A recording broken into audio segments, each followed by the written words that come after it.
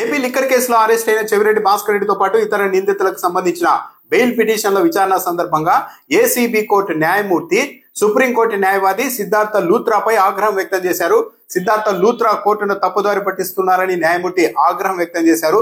సిద్ధార్థ లూత్రా ఈ కేసులో వర్చువల్ గా వాదనలు వినిపించారు. ఈ సందర్భంగా నిందితులకు సంబంధించిన బెయిల్ పిటిషన్లను కొట్టివేయాలి అని ఆయన కోర్టును విజ్ఞప్తి చేశారు. ఈ సమయంలో జోక్యం చేసుకున్న న్యాయమూర్తి అసలు ఈ లిక్కర్ కేసులో దర్యాప్తు పూర్తయిందా లేదా సూటిగా చెప్పండి అని సిద్ధార్థ లూత్రాను ప్రశ్నించారు. అందుకు స్పందించిన సిద్ధార్థ లూత్రా ఇంకా దర్యాప్తు కొనసాగుతోంది, ఇంకా అనేక అంశాలను గుర్తించాల్సి ఉంది, కాబట్టి ఈ బెయిల్ పిటిషన్లను కొట్టివేయండి అని విజ్ఞప్తి చేశారు.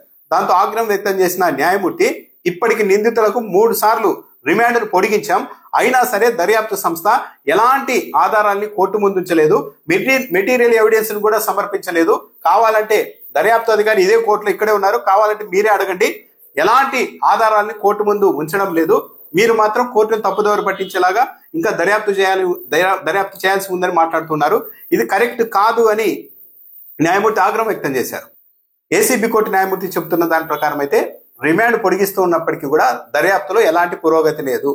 3 సార్లు రిమాండ్ను పొడిగించినా సరే సిట్ అధికారులు అదనంగా ఏ ఆధారాన్ని కూడా కోర్టు ముందు ఉంచలేదని స్వయంగా న్యాయమూర్తి చెప్పారు.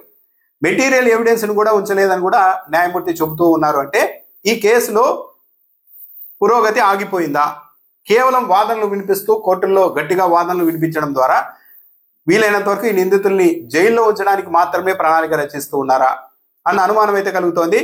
సిద్ధార్థ లూత్రా ఇదే ఏసీబీ కోర్టు న్యాయమూర్తి పైన హైకోర్టు వేదికగా కొన్ని వ్యాఖ్యలు చేసిన ఉదంతం కూడా గతంలో ఉంది. ఏసీబీ కోర్టు న్యాయమూర్తి ఈ కేసును ప్రభావితం చేసేలాగా, మొత్తం కేసును వీక్ చేసేలాగా ఏసీబీ కోర్టు న్యాయమూర్తి ప్రవర్తిస్తూ ఉన్నారు.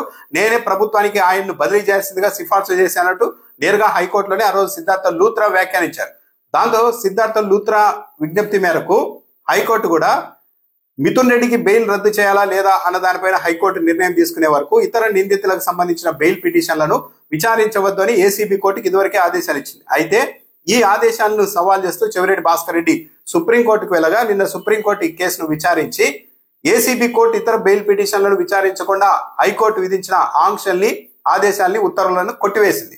బెయిల్ పిటిషన్ల విచారణకు ప్రాధాన్యత ఇవ్వాల్సి ఉంటుంది ఇందులో, ఎందుకంటే వ్యక్తులకు సంబంధించిన స్వేచ్ఛ ఇన్వాల్వ్ అయి ఉంటుంది కాబట్టి బెయిల్ పిటిషన్ల విచారణను ఆపాల్సిందిగా హైకోర్టు చెప్పడం కరెక్ట్ కాదు అంటూ కూడా సుప్రీంకోర్టు వ్యాఖ్యానించింది. ఈ నేపథ్యంలోనే ఏసీబీ కోర్టు ఈ బెయిల్ పిటిషన్లకు సంబంధించి విచారణ ఈ రోజు మొదలుపెట్టింది. ఈ సందర్భంగా సిద్ధార్థ లూత్రా వాదనలు వినిపించడం, ఏసీబీ కోర్టు న్యాయమూర్తి అయితే ఆగ్రహం వ్యక్తం చేయడం జరిగింది.